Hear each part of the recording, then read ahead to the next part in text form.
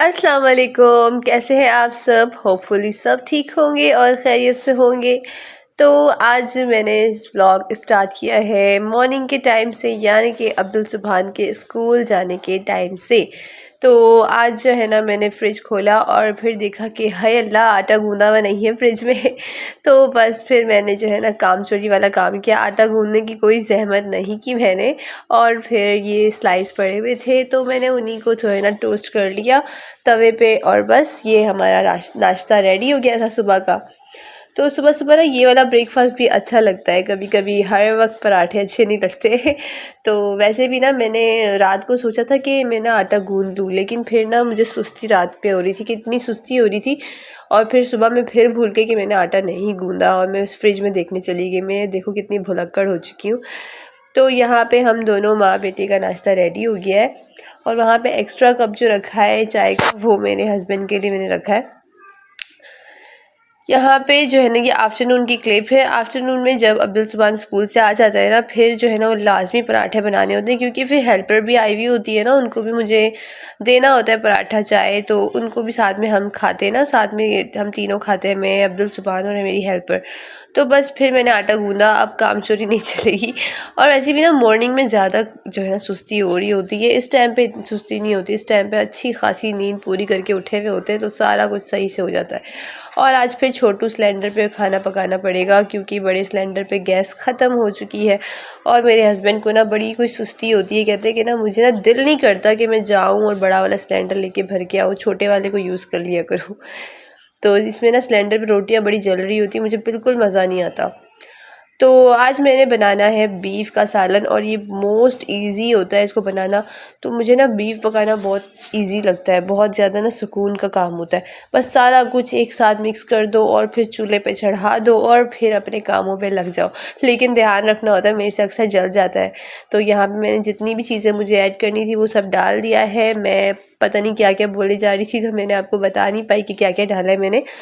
प्याज, टमाटर, धनिया, ज़ीरा पाउडर, हल्दी, गरम मसाला पाउडर और कुछ साबुत गरम मसाले डाले हैं। Red chilli powder, Kashmiri red chilli powder डाला है मैंने इसमें कलर के लिए। और मैंने इसमें तीखेपन के लिए, स्पाइस के लिए डाला है कुटी हुई लाल मिर्च। और ये वाला क्लिप बहुत ज़्यादा धुंधला आ रहा है, क्योंकि ये ना मैंने अपने दूसरे मोबाइल से रिकॉर्ड किया है, और उसका ना रिज़ल्ट बिल्कुल भी अच्छा नहीं है। मेरे मोबाइल की मेमोरी हो गई थी फुल, इस वजह से मुझे फिर ना दूसरे मोबाइल का सहारा लेना पड़ा, और ये हो गया। बहरहाल सालन बहुत अच्छा बना था। उसके अलावा फिर ये शाम की क्लिप है। शाम में मेरा पार्सल आ चुका था और मुझे बहुत खुशी हो रही थी, लेकिन मैं ये पार्सल आप लोगों के बगैर नहीं खोलूँगी, आप लोगों के सामने ही खोलूँगी। मैं बताऊँगी आप मैंने इसमें क्या क्या मंगवाया है। शाम में मैं अब्दुल सुभान के लिए जो है ना पिज़्ज़ा बना रही थी रात के लिए, ताकि मैं रात को पिज़्ज़ा बनाऊँ। तो शाम में मैं ये पिज़्ज़ा का डो नीड कर रही थी। तो पिज़्ज़ा का डो, आपको इसकी रेसिपी मुझे शायद बताने की ज़रूरत नहीं है, आप मेरी बहुत सी वीडियोस में इसकी रेसिपी देख चुके होंगे। तो बस पिज़्ज़ा को अच्छे से धुलाई कुटाई करके जो है ना उसको फिर रख देना राइस होने के लिए। ये होता है बेसिकली पिज़्ज़ा का काम। गोश्त मैंने भिगोया हुआ था दोपहर से ही, तो गोश्त अच्छे से नरम हो गया था, तो मैंने फिर ना इसके छोटे छोटे पीसेस कर दिए। तो आज बहुत ही ईजी वे में मैं आपको इसका जो है ना चिकन पकाना सिखाऊंगी। तो सबसे पहले जो है ना अब्दुल सुभान को खाना दे देते हैं, क्योंकि मैंने गोश्त का सालन बनाया था तो गोश्त उससे चबाया नहीं जाता। तो फिर मैंने उसके लिए जो है ना एक ऑमलेट फ्राई कर लिया, और दाल बची हुई थी ना तो वो दे दिया उसको। वो बिल्कुल भी नहीं खाता, उसको पता नहीं पसंद ही नहीं है या क्या, आई डोंट नो। बट उसको अंडा दे दो, दाल दे दो, ये सब उसको बहुत अच्छा लगता है। तो उसके लिए भी मैंने खाना गर्म करके रख दिया। साथ में मैं जल्दी जल्दी से ना बस चिकन में सारा कुछ डाल दूँगी और इसको पकने के लिए छोड़ दूँगी। हो गया ना इजी पीजी काम। सारा कुछ आपने बस डाल देना, उसको चढ़ा देना चूल्हे पे, बिल्कुल लो फ्लेम पे, बिल्कुल लो फ्लेम पे, जैसे नहीं चावल दम पे रखते हैं। ये लो, ऐसे पकड़ो, ऐसे।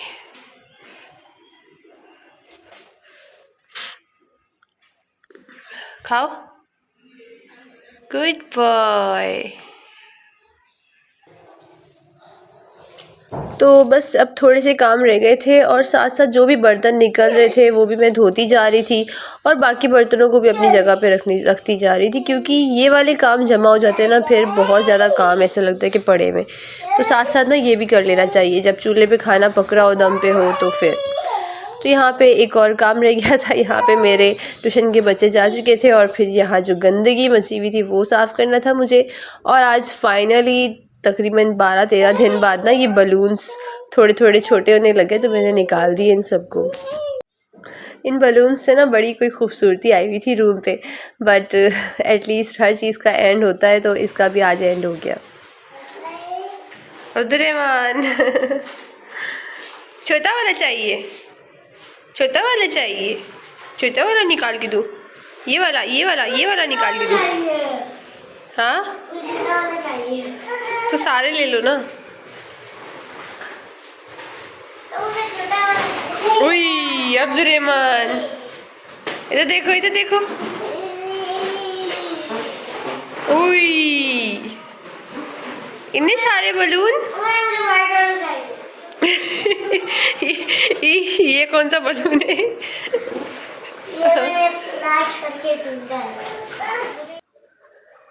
तो जी यहाँ पे पिज़्ज़ा के लिए हर एक चीज़ रेडी करके रख दिया है मैंने, और चिकन टिक्का इतना मज़ेदार बना था कि मैं रूखा रूखा खाए जा रही थी कब से उसे। जब भी जो है ना पिज़्ज़ा वगैरह बनता है ना, तो मैं उसमें से चिकन जो है ना थोड़ा ज़्यादा ही बना लेती हूँ, ताकि ना मैं थोड़ा थोड़ा रूखा भी इसको खा लूँ। इतने टेस्टी लग रहे होते हैं ना, जो इंसान के हाथ ना कंट्रोल भी नहीं आ रहे होते हैं फिर। तो यहाँ पे मैंने 2 पिज़्ज़ा के लिए ना डो को डिवाइड कर लिया, क्योंकि मैंने बेसिकली 2 पिज़्ज़ा बनाने के लिए ही डो नीड किया था। अच्छा, मैंने पार्सल में जो चीज़ें मंगवाई हैं ना, वो बेकिंग की चीज़ें हैं, तो मुझे ना तब याद नहीं था कि मुझे पिज़्ज़ा की ट्रे भी मंगवानी थी। इतनी मैं कोई भुलक्कड़ हूँ ना, तो अब मुझे याद आया कि जो है ना मुझे पिज़्ज़ा की ट्रे भी मंगवानी चाहिए थी। अब इसके लिए मुझे अलग से मार्केट जाना होगा, या मैं देख लूँगी ऑनलाइन, अगर मिल गया तो फिर मैं ऑर्डर कर लूँगी, वरना मुझे ये प्लेट्स में ही पिज़्ज़ा बनाना पड़ेगा हर दफ़ा। बहुत इस पे ना तो पिज़्ज़ा का सही शेप नहीं आता, बट फिर भी बन ही जाता है। तो यहाँ पे दोनों पिज़्ज़ा रेडी हो गए थे, एक स्मॉल था और एक मीडियम था। मैंने ओवन को पहले से ही प्री हीट कर लिया था, और बस फिर मैंने पिज़्ज़ा ऐड कर दिया इसमें। सर्दियाँ है ना, अभी थोड़ा थोड़ा मौसम ठंडा है, तो पिज़्ज़ा वगैरह बहुत ही मज़ा आता है खाने में यार। थोड़ा थोड़ा मौसम ठंडा होता है ना, दिल चाहता है शाम में समोसे बना के खाएं, रोल खाएं, फ्रेंच फ्राइज़ खाएं, सब कुछ बहुत ही अच्छा लगता है। तो फिर ना छोटे मोटे काम हो ही जाते हैं, लेकिन मैं अक्सर कर लूँ, लेकिन अब्दुर्रहमान की वजह से ना फिर मेरा काम डिले हो जाता है। तो यहाँ पे मेरे पिज़्ज़ा बहुत ही परफेक्टली बेक हो गए थे। एक को मैंने थोड़ा ज़्यादा ही बेक कर लिया था, तो बट बहुत अच्छे थे, बहुत ज़्यादा यमी थे, टेस्टी थे, बहुत सॉफ्ट डो बन के रेडी हुआ था। ब्रेड बहुत ही सॉफ्ट बना था, और अब्दुल सुबान आपको खा के ज़रूर बताएगा, आप देखिएगा लास्ट तक, बहुत इसका थम्स अप। तो यहाँ पे मैं आपको दिखा रही हूँ कितना परफेक्टली मेरा पिज़्ज़ा बेक हुआ है। तो जी कैसी लगती है आपको मेरी वीडियोस यार, कमेंट में बता दीजिएगा। और अगर वीडियोस अच्छी लग रही है, व्लॉग्स अच्छे लग रहे हैं, तो मेरी वीडियोस को लाइक और चैनल को सब्सक्राइब कर दीजिए। तो मिलते हैं नेक्स्ट वीडियो में नेक्स्ट व्लॉग के साथ। अपना बहुत ख्याल रखिए, दुआओं में याद रखिए। अल्लाह हाफिज़।